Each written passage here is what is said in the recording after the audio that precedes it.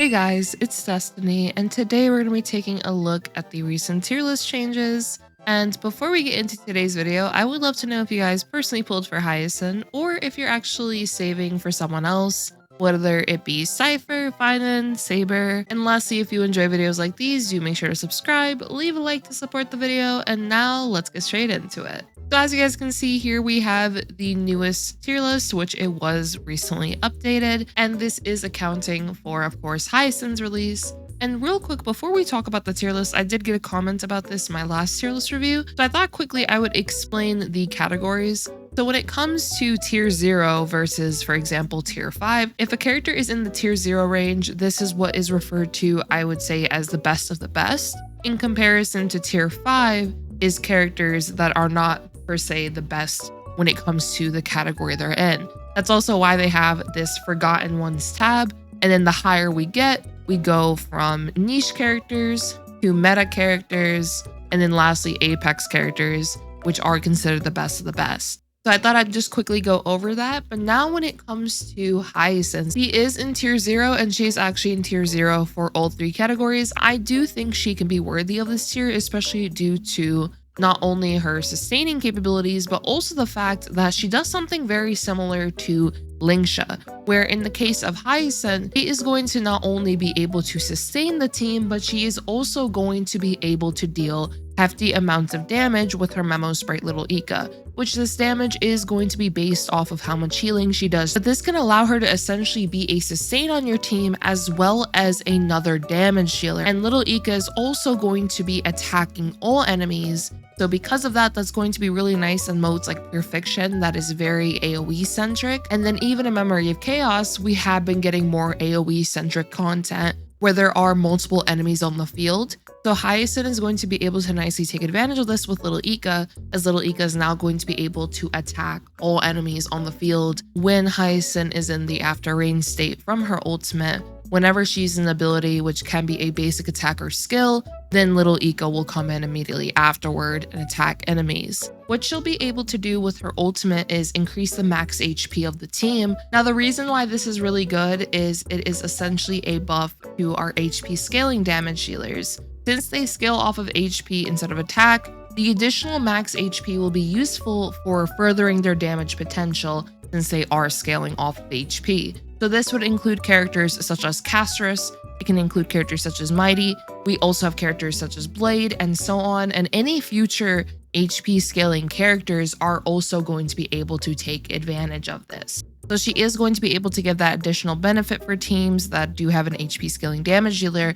And on top of that, even teams that don't have an HP scaling damage dealer will still be able to take advantage of this in order to have additional survivability now due to the additional max HP. Kirby is also going to be able to benefit from this as her attacks also scale off of HP. So Hyacine is going to be able to synergize with some of our top characters very nicely. And then on top of that, she also has multiple synergies that she can take advantage of when it comes to being paired along numerous damage dealers due to the fact that she does have her AoE attacks. For example, let's say you didn't have Lingsha on your account. You could definitely use Hyacine alongside the Herda due to the fact that Hyacine will be able to contribute those AoE attacks with Little Ika, which if you also have Tribi on that team, Herda as well as Tribi are going to be able to get more energy from those attacks that Hyacine is going to be able to contribute. And then when it comes to additional team synergies, now this ultimately comes down if someone has her signature light cone or not. But if you do have her signature light cone, then she can be an option alongside Acheron due to the fact that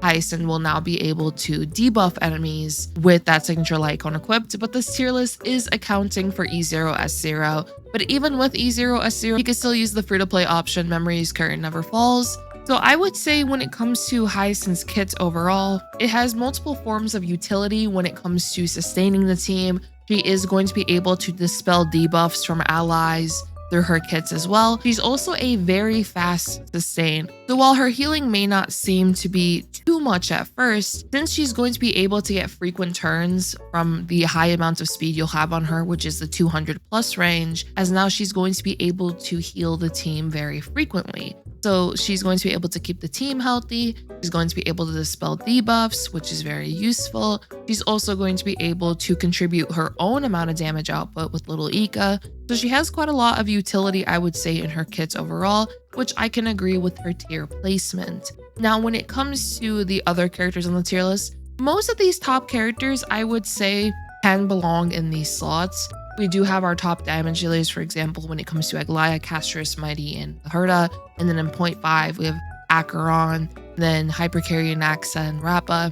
And this is, of course, for Memory of Chaos. But all of these characters have very nice performance overall in Memory of Chaos. And something I really wanted to pay attention to is that Blade actually went up, which on the second side of Memory of Chaos 12, Blade does perform very nicely there. I was actually able to showcase him there. And Blade actually has 2 tags now. Blade has a DPS tag, but also support DPS, which support DPS is referring to him alongside Castris, which that is a pretty fun synergy you could take advantage of. Just because of the frequent HP changes that Blade will be going through, it will assist when it comes to generating more new bud for Castris. And also Castris is going to be able to drain the team's HP with her skill. This is going to be useful for being able to get Blade another stack for his follow-up. And then of course, Blade can be nicely paired with Hyacine as well. If you do have Hyacine's signature light cone, this synergy will be even more powerful since she will now be able to drain allies' HP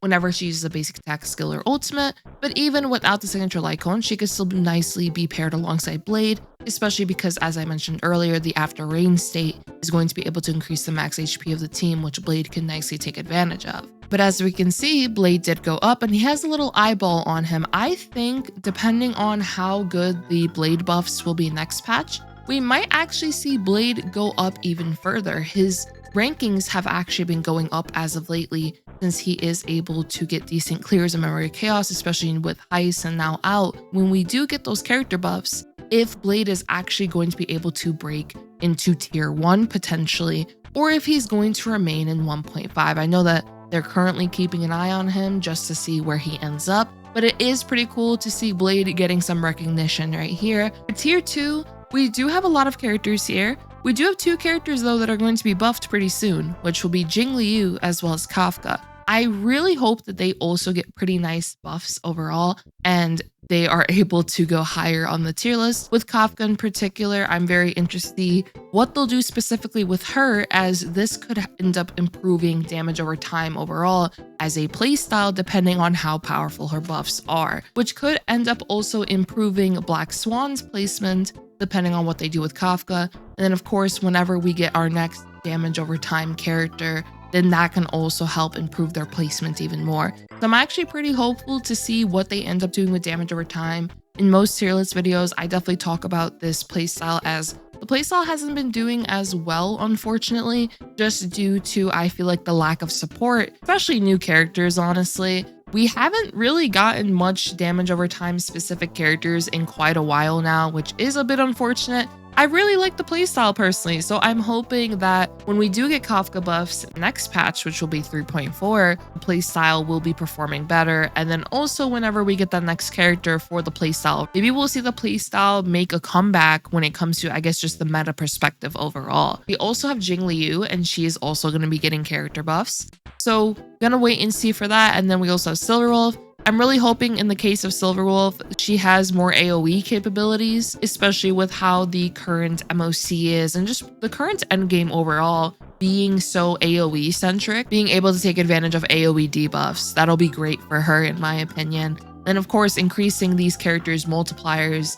will be a great addition as well, as that can allow them to now deal more damage on top of whatever kit reworks they may end up having. I personally feel like all of them will likely go up, especially if the buffs are very beneficial to their kits and being able to have better performance overall in endgame. So very excited for that. I believe they're keeping their eye out on Argenti and Jade. I'm not too sure if I would agree with Anaxa alongside both of them, especially when it comes to the support DPS category. Now, it doesn't mean that I would put Anaxa alongside Tribby, because Tribby has incredible versatility due to the buffs that she's able to provide. She's definitely one of the strongest pickup options, I feel like, currently when it comes to improving someone's account, just because of how versatile her buffs are in being able to universally work on a bunch of team comps. So I don't think I can put Anaxa on that same caliber as Tribi. I think Tribi honestly would have to stay in this category by herself. I'm not too sure honestly how I would shift the tier list, but I thought I'd just share some of my thoughts on that, where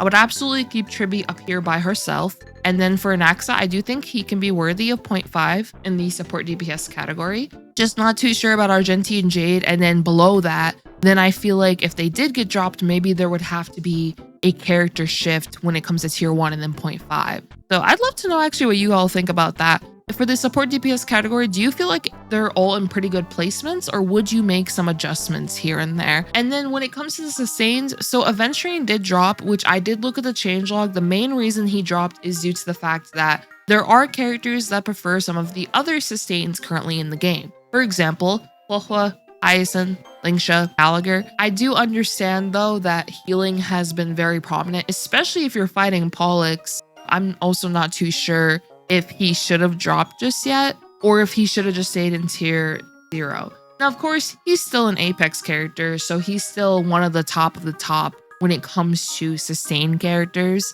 But I would love to know if you all agree with this drop that they recently made, or if you would have just kept him in tier 0 alongside Huohua, Hyacine, and Lingsha. He's also alongside Gallagher as well. Beneath them is Luocha, and then Fuxuan also dropped a bit as well. When it comes to Luocha, I can understand him still being in a relatively higher spot, especially because of how nicely he could be paired alongside Castris or even Mighty. Same thing also, of course, applies to Gallagher. Gallagher is a very versatile spot. Also, honestly, now that we're talking about Gallagher, I am waiting for the next 4-star character. I feel like it's been way too long that we haven't gotten a new 4-star character. The last one was literally Mosa. I really want them to just give us another 4-star. And of course, them giving us RMC is great. That's an excellent free-to-play character. But I would like to see more 4-star characters in the game. For example, they can make Mr. Rekka a 4-star. I keep forgetting her name, unfortunately, but I know some of you will know who I'm talking about.